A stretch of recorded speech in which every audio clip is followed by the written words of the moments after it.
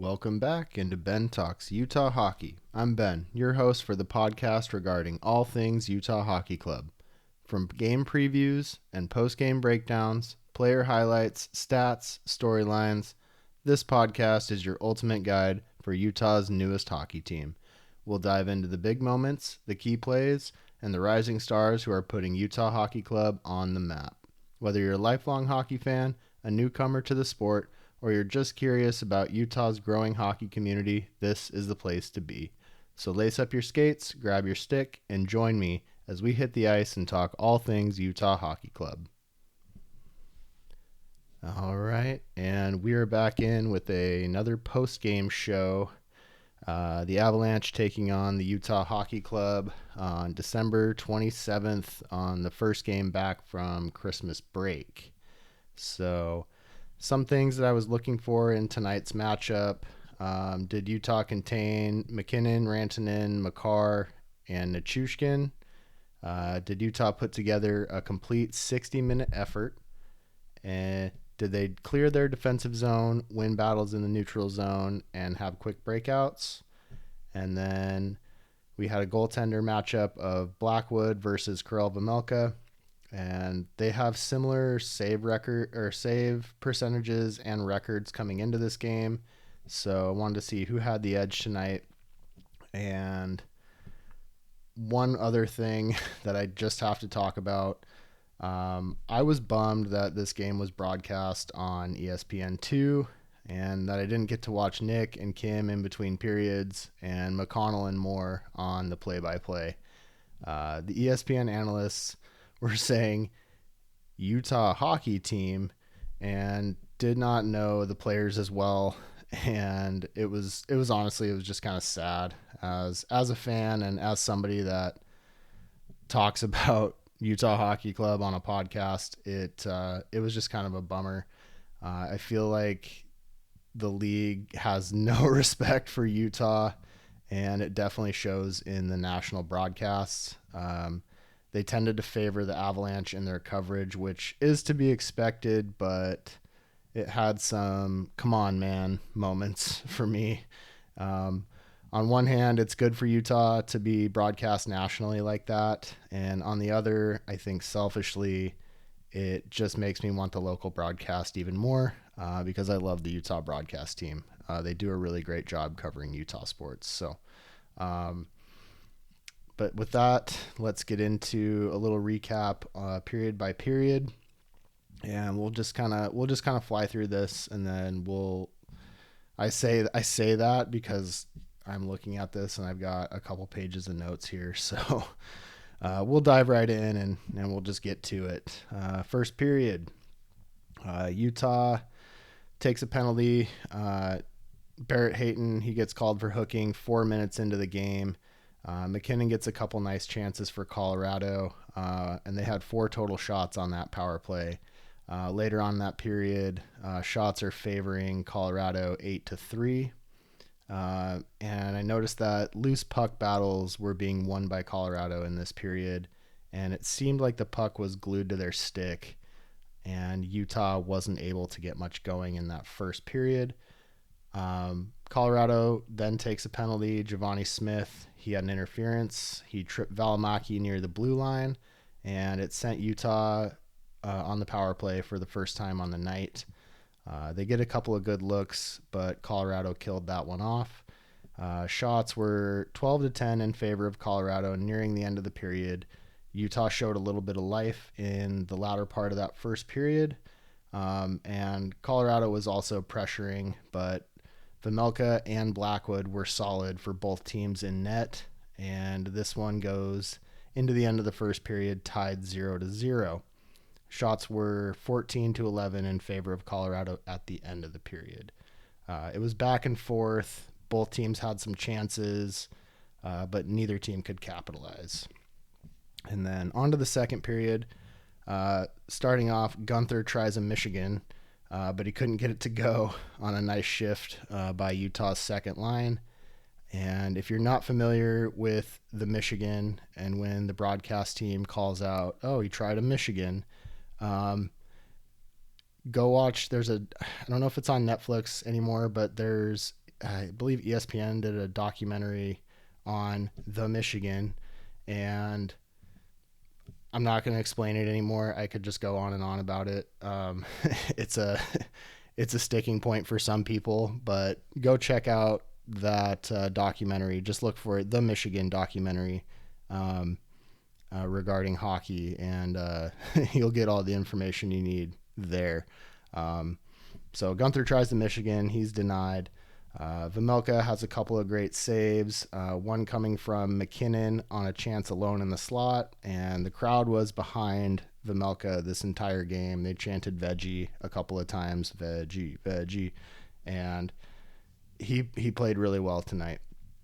Carcone had a nice chance in the slot, but he missed the net entirely, and I think that was a problem for Utah this game as well. We'll see that shots were pretty even at the end of this game, but Utah had a ton of shot chances that just didn't even hit the net at all, and that was one thing that I noticed. And then here we are halfway through the second period. Both goaltenders are looking great until Lehkonen scores off of a rush chance for Colorado with a nice pass from Nathan McKinnon, and he adds to his point total at 58 on the year with his 44th assist. So it puts Colorado up by 1. And then shortly after that, Colorado takes a penalty for tripping, and then Utah can't get anything going on their power play for the second time. And then after that, Utah takes a penalty. Kerfoot gets slammed into Mackenzie Blackwood in the crease. He got checked from behind, and there really wasn't much he could do, but he gets called for a goaltender interference.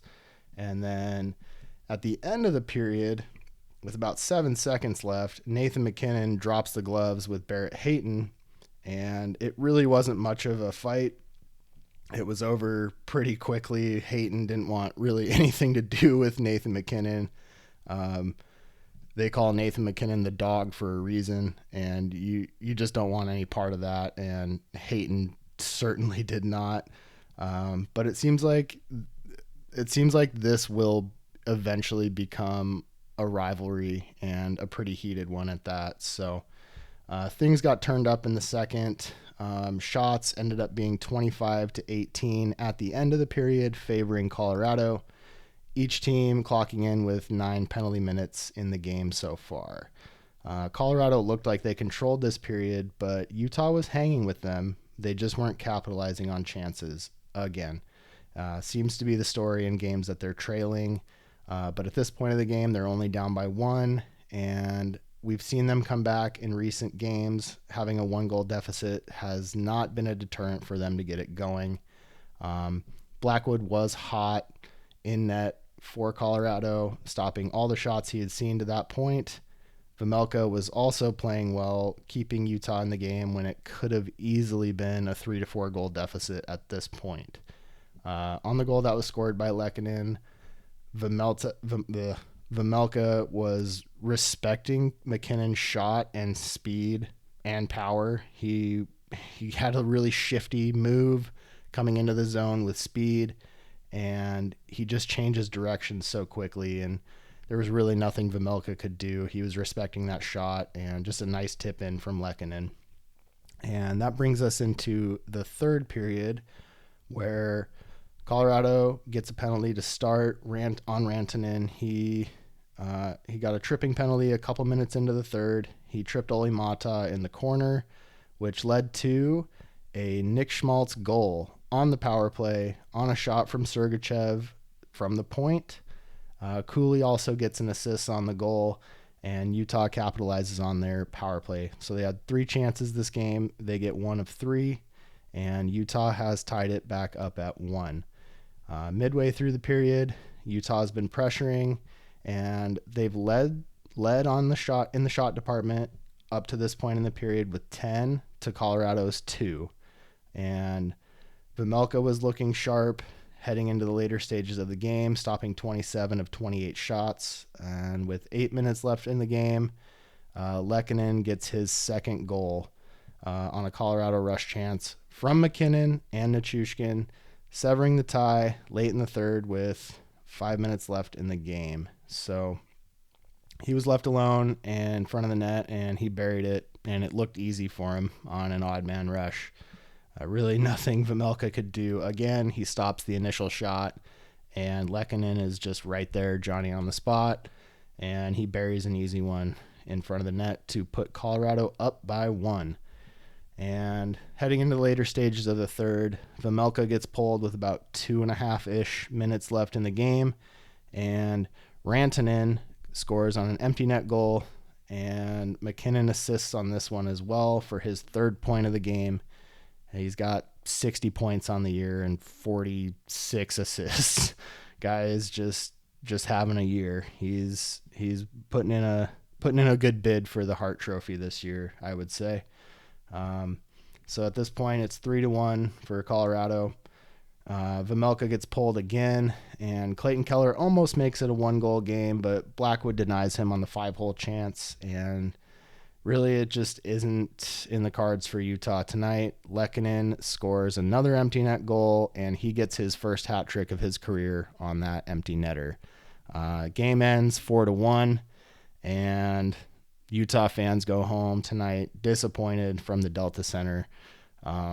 It wasn't a high-scoring game until the end of the game, but it was a fast-paced one, and the combination of these two teams,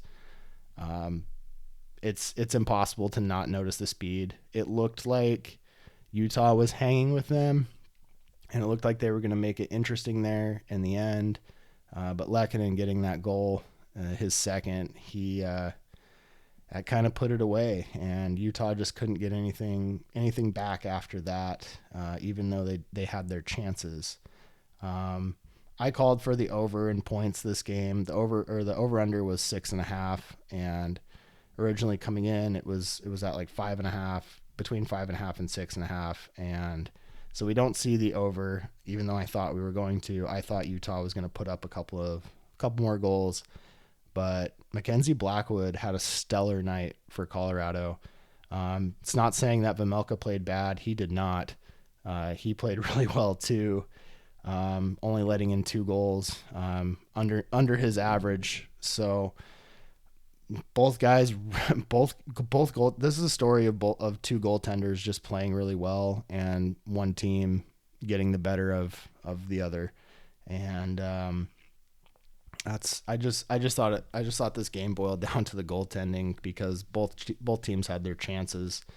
Vejmelka definitely kept Utah in the game, and he just didn't have much of the chance on the 2 goals that were scored against him. It's tough to stop that first line for Colorado with Nathan McKinnon heading that line. It's they're a 30-40 foot wave that, and sometimes you're just the surfer that just gets buried into that wave, and you can't really contain them sometimes. So I think that's what happened tonight. The 2 empty net goals don't count against Vejmelka's numbers.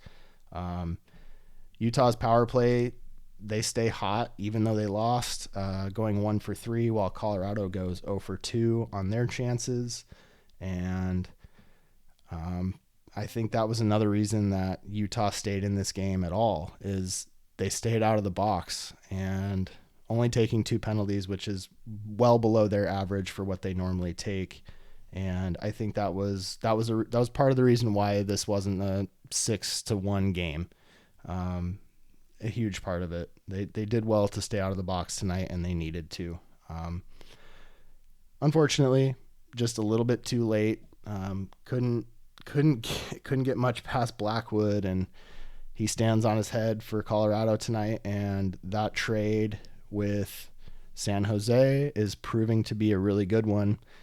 He just recently, I think the news came out today or yesterday, that they extend him to a 5-year extension, and I think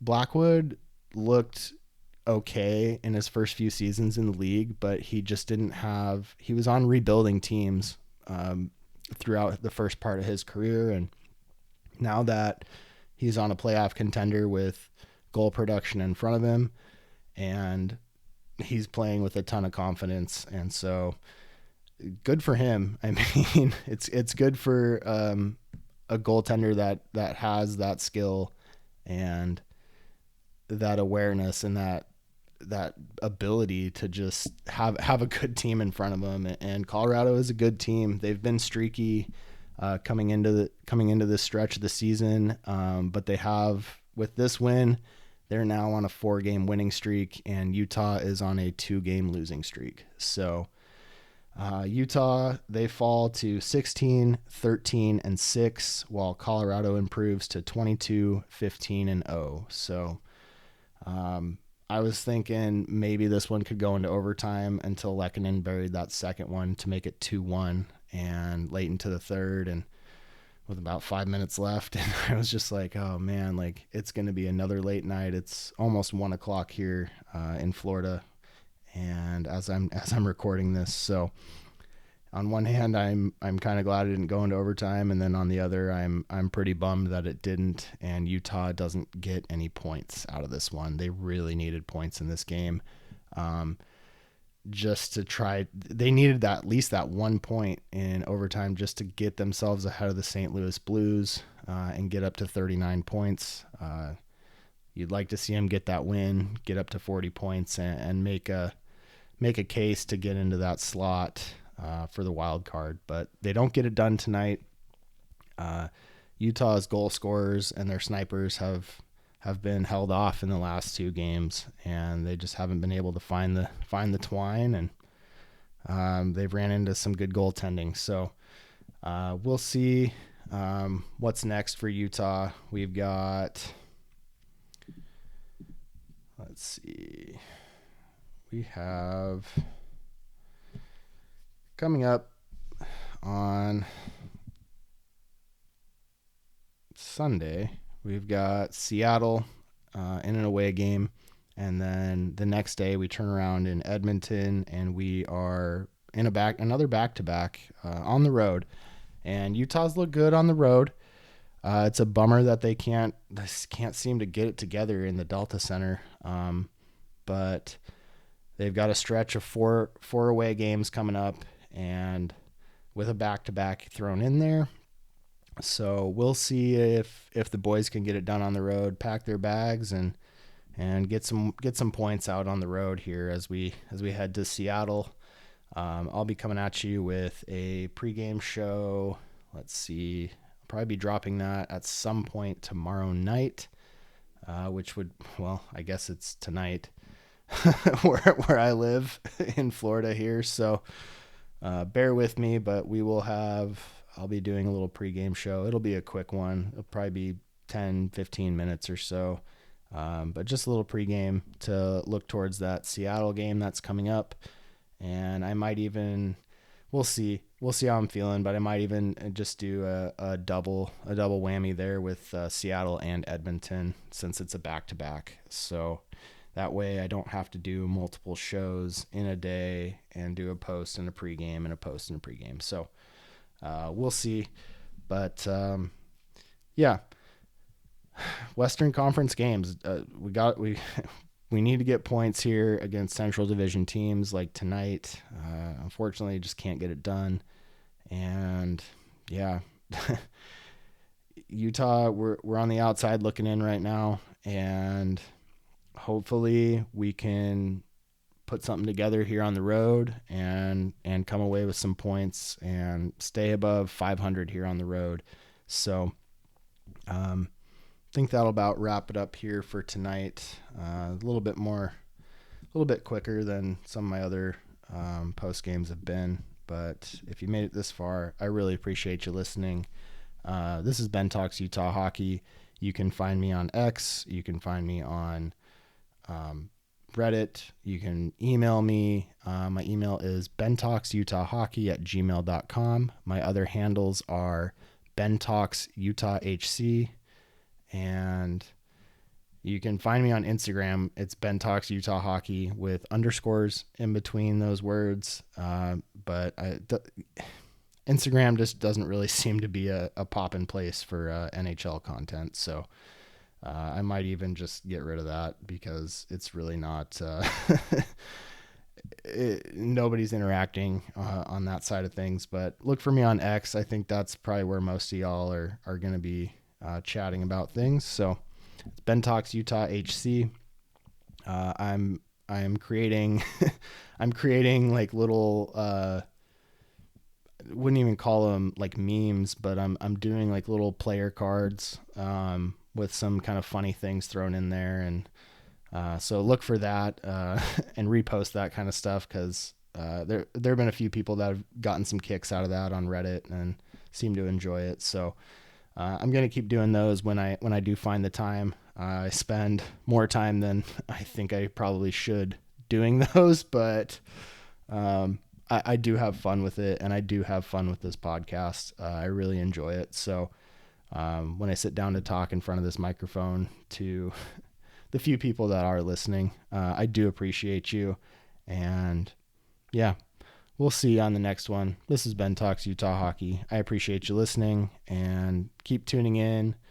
Gonna have a bunch of shows coming up in this next week, so stay tuned in, stay locked in, and we're gonna get through this, and hopefully Utah will be making a push to get into one of those playoff spots or a wild card position coming up in the next few games. So we'll see you on the next one.